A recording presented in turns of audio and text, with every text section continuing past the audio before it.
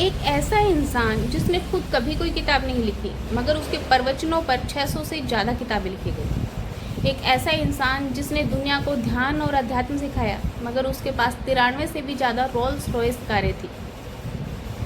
ऐसा इंसान जिसे कुछ लोगों ने भगवान कहा और कुछ ने दुनिया का सबसे खतरनाक वैरागी। जी हाँ, हम बात कर रहे हैं आज ओशो की।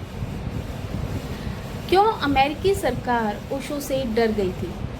क्यों ओशो के रेगिस्तान आश्रम में एक पूरा शहर बस गया था?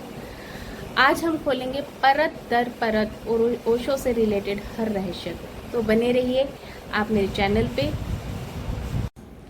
तो उठाते हैं पहला कदम और चलते हैं ओशो उर्फ रजनीश के बचपन की तरफ। जी हाँ, ये है उनके बचपन की सबसे पहली घटना। कहा जाता है कि ओशो के जन्म के समय ओशो ने 3 दिन तक ना ही माँ का दूध पिया और ना ही वो रोए। इस बात से चिंतित होकर उनके पिताजी ने वेद को बुलाया मगर वेद की दवाई भी कोई असर नहीं कर पाई। उस पर उनके घर के बाहर एक साधु का आना और उनके पिता को ये बताना कि तुम कितनी भी कोशिश कर लो मगर ये बच्चा 3 दिन तक उपवास में रहेगा।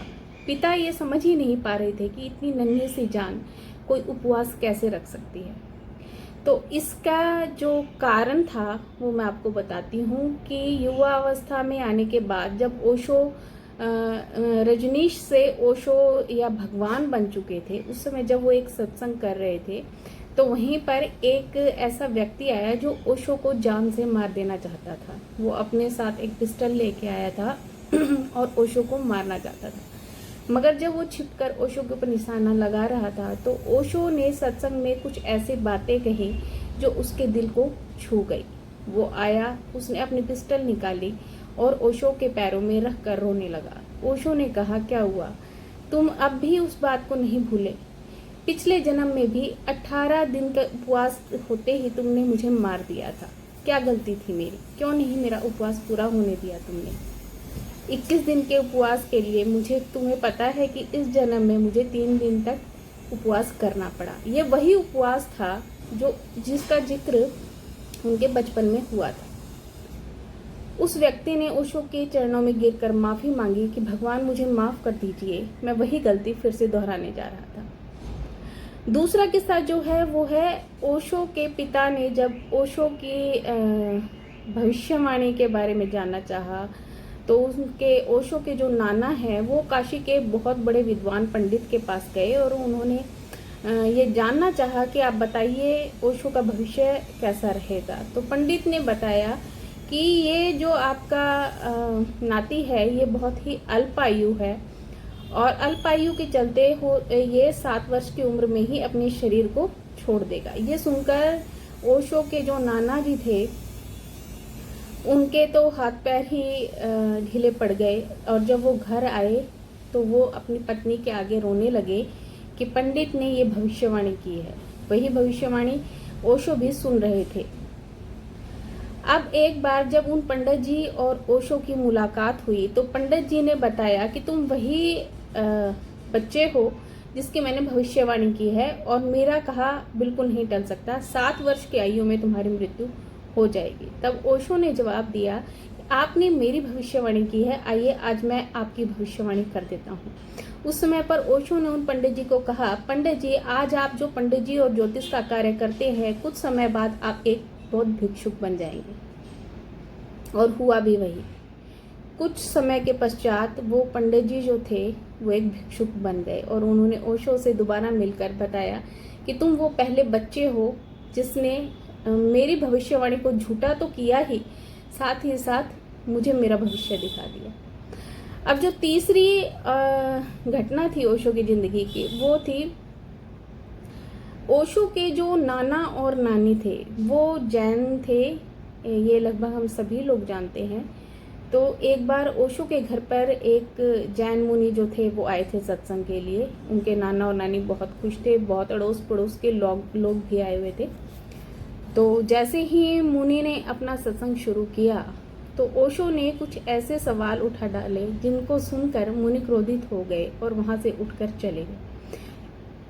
इस पर ओशो के नाना और नानी ने ओशो को बहुत धमकाया। ओशो ने कहा कि जब मैं खुलकर सवाल ही नहीं पूछूंगा तो मैं कैसे जान सकूंगा। इसी के साथ ओशो जो थे, अधिकतर बचपन में उनके गांव में एक मग्गा उर्फ पगला बाबा के नाम से एक साधु रहा करते थे, और वो जो थे अधिकतर चुप रहते थे या किसी और ही भाषा में बोला करते थे, और उनके जो एक शिष्य थे वो लोगों को उनकी भाषा को ट्रांसलेट करके बताते थे। मगर जब ओशो उनसे मिलने जाते थे तो वो हिंदी भाषा में ही ओशो के साथ सब बातचीत करते थे। तो ओशो उन्हें कहते थे, बाबा आप ये भाषा बोल सकते हो तो फिर आप लोगों के सामने ऐसे क्यों रहते हो। उन्होंने कहा, ओशो ये बहुत गहरी बात है, बहुत गहरा रहस्य है, और एक दिन तुम इसको जानने के अधिकारी बन ही जाओगे। उसके बाद जब ओशो कुछ समय के कुछ साल के हुए तो ओशो के जो पिता हैं उन्होंने कोशिश की कि अभी से स्कूल जाना चाहिए, मगर ओशो को स्कूल जाना बिल्कुल भी पसंद नहीं था। ओशो का जो अधिकतर समय था वो नदी के किनारे या एकांत में ही बीता करता था, मगर पिता ने ज़बरदस्ती की और ओशो को स्कूल जाना पड़ा। स्कूल के पहले दिन ही ओशो ने कहा कि पिताजी, मुझे इस स्कूल में स्कूल जैसी नहीं बल्कि एक जेल जैसी अंदर से फीलिंग आ रही है। मुझे नहीं जाना है स्कूल, क्योंकि स्कूल में जो अध्यापक हैं वो बच्चों को मारते पीटते हैं, और ये कोई स्कूल नहीं है, ये कोई विद्यालय नहीं है, यहाँ तो ज़बरदस्ती सबको कैद करके रखा जाता है। पिता के डांटने फटकारने पर ओशो स्कूल में चले तो गए, मगर वहाँ पर जो मास्टर जी थे उनके ओशो के साथ आए दिन किसी न किसी बात पर बहस हो ही जाती थी, क्योंकि ओशो जो थे वो शुरू से ही बहुत तर्क संगत किस्म के जो थे बच्चे थे। उन्हें अपनी हर बात का जवाब चाहिए था। तो ये स्कूल में भी काफ़ी कुछ उनकी जो थी शिकायतें सुनकर उनके माता पिता बहुत परेशान हुए थे। उसके बाद एक बार ओशो जब अपने खाली समय में नदी के किनारे चले जाते थे, वहाँ पर एक व्यक्ति था जो लोगों को तैरना सिखाता था। उसने ओशो को कहा, क्या तुम्हें भी तैरना सीखना है। ओशो उसकी तरफ देखता रहा।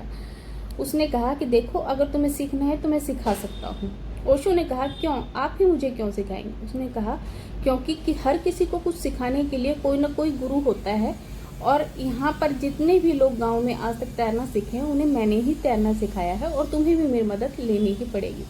ओशो ने उसे जवाब दिया कि मुझे सिखाने वाले आप कौन हैं, मुझे सिखाने वाला वो है, और मैं इस नदी में कूदूंगा, तैरूंगा भी, और आप देखते रहिएगा। ओशो ने उसे ये कहकर नदी में छलांग लगा दी और घंटों उस नदी में तैर के वापस आ गए। वो जो तैराक था वो देखता रह गया कि इतना छोटा सा बच्चा कैसे बिना सिखाए इस नदी में तैर सकता है। इससे पता चलता है कि ओशो की जो बुद्धि थी वो बचपन से ही बहुत विकसित थी। उसके बाद आई ओशो की युवावस्था। युवावस्था में ओशो के बचपन के भी कुछ ऐसे किस्से थे जिनका बहुत गहरा लेना देना था, जैसे कि ओशो के नाना जी की मृत्यु। ओशो के नाना जी की मृत्यु जब हुई तब ओशो अपने नाना नानी के साथ ही रहते थे। उनका बचपन लगभग नाना नानी के साथ ही बीता था। अपने नाना की मृत्यु के बाद ही वो अपने माता पिता के घर वापस आए थे। जब ओशो ने अपने नाना को अपने सामने दम तोड़ते हुए देखा तो कहीं ना कहीं उस घटना ने ओशो को सत्य की ओर धकेल दिया। अब जब ओशो युवावस्था में पहुंचे तो उनका अधिकतर समय जो था वो या तो एकांत में बीतता था, या नदी के किनारे, या शमशान में, या फिर अपने घर के किसी कोने या छत पर ध्यान करते हुए उनका जो था वो समय बीतता था। और यही वो समय था जब उन्होंने महाविद्यालय में जाना शुरू किया था। जब ओशो महाविद्यालय में गए तो वहाँ के प्रोफेसर के साथ भी ओशो की कुछ न किसी बात पर विवाद हो ही जाता था, क्योंकि जो प्रोफेसर समझाते थे ओशो उससे कहीं गहरा उनके सामने पेश कर दिया करते थे, जिसके चलते प्रोफेसर जो थे वो अधिकतर ओशो को क्लास से बाहर निकाल देते थे। और वहाँ के जो अध्यापक थे, प्रिंसिपल थे, उन्होंने ओशो को उस महाविद्यालय से जो है वो बाहर निकाल दिया था। उसके बाद ओशो ने एक और महाविद्यालय में अपना दाखिला लिया, मगर वहाँ भी ओशो की अपने प्रोफेसर के साथ कभी नहीं बनी। तब जब उस महाविद्यालय के प्रिंसिपल ने ओशो से कहा कि देखो, हम जानते हैं कि गलती तुम्हारी नहीं है, मगर तुम्हारे अंदर ज्ञान इतना ज़्यादा है कि यहाँ के प्रोफेसर शायद तुम्हें ना पढ़ा पाए। तो ओशो ने उन्हें कहा कि आपको शर्मिंदा होने की कोई ज़रूरत नहीं है, आप सिर्फ मुझे लाइब्रेरी में आने का और एग्ज़ाम देने तक का परमिशन दे दीजिए।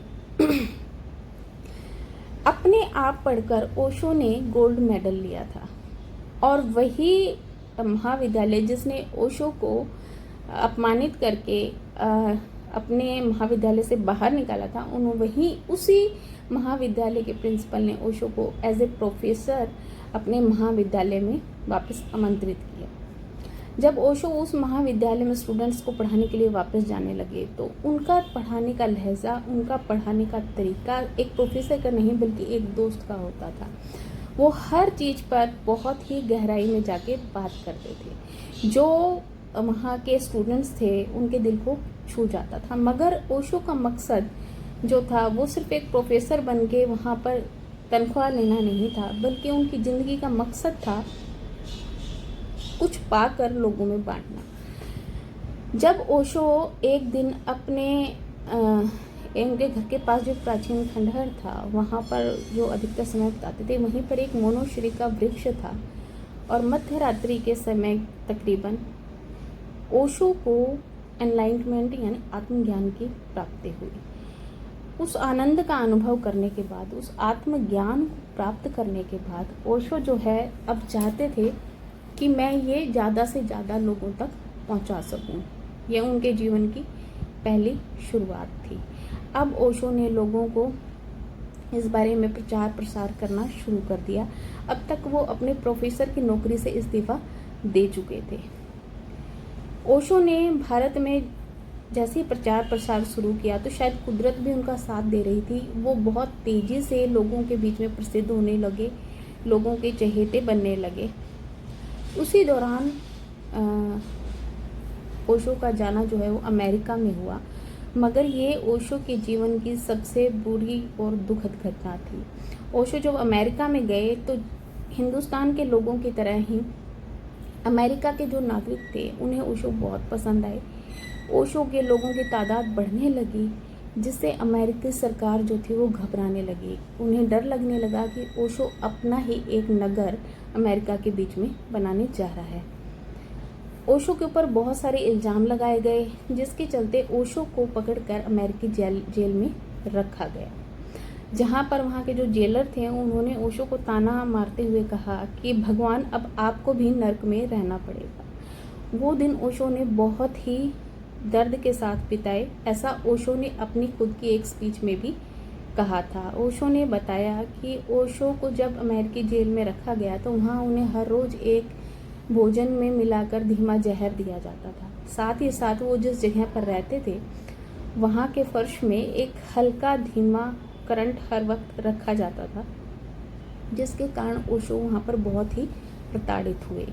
मगर वो लोग जो थे वो ज़्यादा दिन तक ओशो को वहाँ रख नहीं पाए, मगर वहाँ की सरकार ने ओशो के अमेरिका में रहने पर बैन लगा दिया, और उसके बाद ओशो जो थे वो भारत में वापस आ गए। उसके बाद ओशो की जो शारीरिक हालत थी वो बहुत ख़राब रहने लगी। ओशो दिन ब दिन कमज़ोर होते जा रहे थे, मगर उसके बावजूद उनके जीवन का मकसद सिर्फ यही था कि जितना हो सके उतने लोगों को वो एनलाइटमेंट दे सके। ओशो के पास जितने भी लोग आते थे, ओशो सिर्फ उनके मस्तक पर अंगूठा लगाना मात्र से उनको ध्यान में ले जाते थे, ऐसा लोगों का कहना है। उसके बाद ओशो ने धीरे धीरे अपनी शारीरिक जो क्षमता थी उसको खोना शुरू कर दिया। जब वो प्रवचन करके उठ के जाते थे तो वो अचानक से चक्कर खा जाते थे, उन्हें शारीरिक कमजोरी महसूस होती थी। और जब ओशो का अंतिम समय आया तो उनके जो अंतिम शब्द थे वो यही थे कि मरने से पहले एक बार अपने भीतर की अनुभूति जरूर कर लेना, उस शब्द धुन को ज़रूर सुन लेना। अब ओशो के बारे में जो है विभिन्न लोगों की विभिन्न मान्यताएं थी। कुछ लोगों ने ओशो को बहुत ऊंचा दर्जा दिया, तो दूसरी तरफ कुछ लोग ऐसे भी थे जिन्होंने ओशो को बहुत ही स्वार्थी और इस तरह का इंसान बनाया जो भारत के धर्म के ऊपर बिल्कुल भी फिट नहीं बैठ रहे थे। देखिए ओशो जो थे, ओशो ने कैसे रजनीश से ओशो और फिर भगवान की उपाधि को पाया, ये सब मैंने लगभग कुछ शब्दों में आप तक पहुंचाने की कोशिश की है। फिर भी अगर वीडियो को बनाते समय कुछ भी ऐसा आता है जिससे आप लोगों को लगता है कि ये सही नहीं है या इसमें कुछ गलती है, तो देखिए मैं आपको सिर्फ ये बताना चाहूँगी, मेरे पास जितनी भी ये जानकारी उपलब्ध है वो भी मैंने इकट्ठी की है और आप लोग इसे सुनेंगे, आपको अच्छा लगेगा यही मैं उम्मीद करती हूँ। इसी के साथ धन्यवाद। मेरे नेक्स्ट एपिसोड और एक नेक्स्ट जो है संत या महात्मा को मैं लेके फिर से पेश हो जाऊंगी आपके सामने। तब तक के लिए धन्यवाद।